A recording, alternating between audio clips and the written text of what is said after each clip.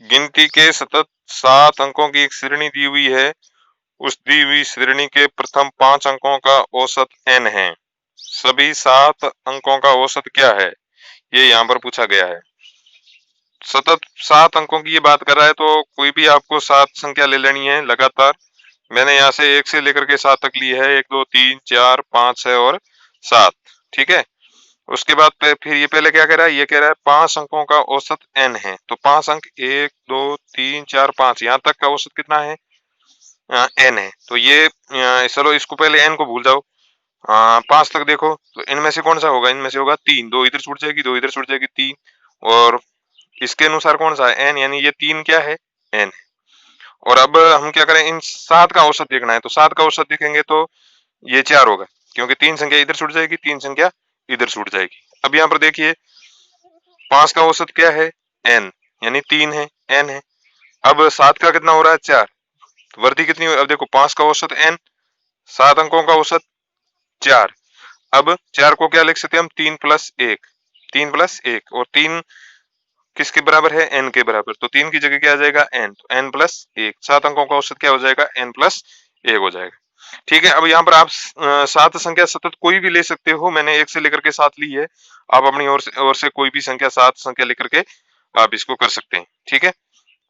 पहले आपको ये 5 का देख लेना है, 5 तक का ये 2 संख्या इधर छूट जाएगी, 2 इधर छूट जाएगी, 3। और वास्तविकता में n है, तो ये 3n हो जाएगा। फिर हम 7 का देखेंगे तो 3 इधर छूट जाएगी, 3 इधर छूट जाएगी, 4 हो जाएगा। 3 से 4 कितने की वृद्धि हो रही है, 1 की वृद्धि। तो n में 1 की प्लस कर दीजिए, तो n प्लस 1 ये आपके हो जाएगा। तो इस तरीके से औसत यहाँ पर आ जाएगा, 1 की वृद्धि हो रही है, तो यहाँ औसत कितना हो जाएगा, n प्लस 1। और दूसरा ये तरीका है, n है। दूसरा तरीका, अन्य तरीका भी इसका दिया गया है, तो वो भी आप देख लीजिएगा। हम n है, ठीक है, 7 संख्या हमें लेनी है। ठीक है। तो हमें संख्या इस तरीके से लेनी है ताकि वो पूरी तरीके से कट जाए। तो मैंने कैसे लिया, देखो ये n, n से n माइनस 1, n माइनस 2 इधर, n plus 1, n plus 2, n plus 3, n plus 4। अब यहाँ पर देखिए इसको किस ऐसा मैंने क्यों लिया है, n कितने है टोटल 7, तो 7n हो जाएंगे। फिर ये माइनस के 2 और ये माइनस का 1 कितने हो जाएंगे, माइनस के 3। इधर 1 और 2 3, 3 3 6, 6 और 4 10, 10 में से ही माइनस के 3 कट जाएंगे, पीछे कितने रह जाएंगे, पीछे रह जाएंगे आपके 7। तो 7n प्लस 7, दोनों में से 7 कॉमन आ जाएगा, बट्टा 7 कर देंगे, तो औसत कितना आ जाएगा, n प्लस 1 आ जाएगा। ठीक है। इस तरीके से भी हम इसको हल कर सकते हैं। तो ये तरीका है ना, ये तरीका ज्यादा बेहतर है। और ये तरीका भी ठीक है, आप इस तरीके से भी करना चाहते हो तो कर सकते हो। ठीक है। चलिए, उसके बाद 16वां प्रश्न है, यदि m संख्याओं का औसत n स्क्वायर तथा n संख्याओं का औसत m स्क्वायर हो तो m प्लस n संख्याओं का औसत क्या होगा। तो औसत बराबर इन m संख्याओं का योग कितना हो जाएगा, m संख्याओं का औसत है n स्क्वायर, तो योग क्या हो जाएगा, इन दोनों का गुणनफल। तो ये देख लो, इन दोनों का गुणनफल कर लिया यहाँ पे, m इंटू n स्क्वायर। इसी तरीके से n संख्याओं का योग कितना हो जाएगा, तो n का इन इसके औसत से गुणा कर देंगे, टोटल संख्या है वो बटम आ जाएगी m प्लस n। ठीक है। अब ऊपर से आपके mn कॉमन आ रहा है, तो mn को हमने क्या ले लिया, कॉमन ले लिया। फिर कॉमन ले लेंगे तो यहाँ कोष्टक में क्या रह जाएगा, n प्लस m। नीचे क्या है, m प्लस n, ये दोनों समान है। n प्लस m लिखो, m प्लस n लिखो, दोनों एक ही होता है क्रम विनिमयता नियम के अनुसार। ठीक है। तो ये आपके कट जाएंगे, क्या आ जाएगा, mn। 15वां और 16वां सवाल दोनों ही पटवार परीक्षा के अंदर आए हुए हैं, और RS अग्रवाल के ये दोनों ही प्रश्न है, और लगातार प्रश्न दिए हुए RS अग्रवाल में, आप देख सकते हो।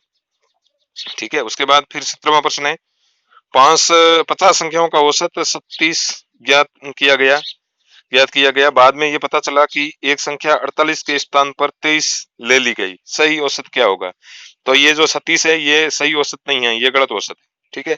तो सही औसत कैसे निकालेंगे, तो यहाँ पर देखना है 48 और 23, इन दोनों में से सही अंक कौन सा है, तो इनमें से सही अंक है 48। तो इसके लिए एक सूत्र है, ये देख लीजिए यहाँ पर। सही औसत का सूत्र क्या है, गलत औसत प्लस माइनस सही अंकों का योग माइनस गलत अंकों का योग बटा कुल संख्या। ठीक है। ये यहाँ पर औसत के लगभग आपके 10 पार्ट बनेंगे, और उसमें से मात्र 6 या 7 सूत्र ही है। तो 9वीं 10वीं में 7वीं 8वीं क्लास में छोटे छोटे बच्चे होते हैं, वो भी एक प्रश्नावली कम से कम 10-10 सूत्र याद करते हैं। तो इस 10 पार्ट में 5-6 सूत्र है, कोई ज्यादा सूत्र या नहीं है। इसलिए ज्यादा ऐसा नहीं है कि यहाँ सूत्री सूत्री आ रहे हैं तो इतने सूत्र कभी याद करेंगे, इतना नहीं है।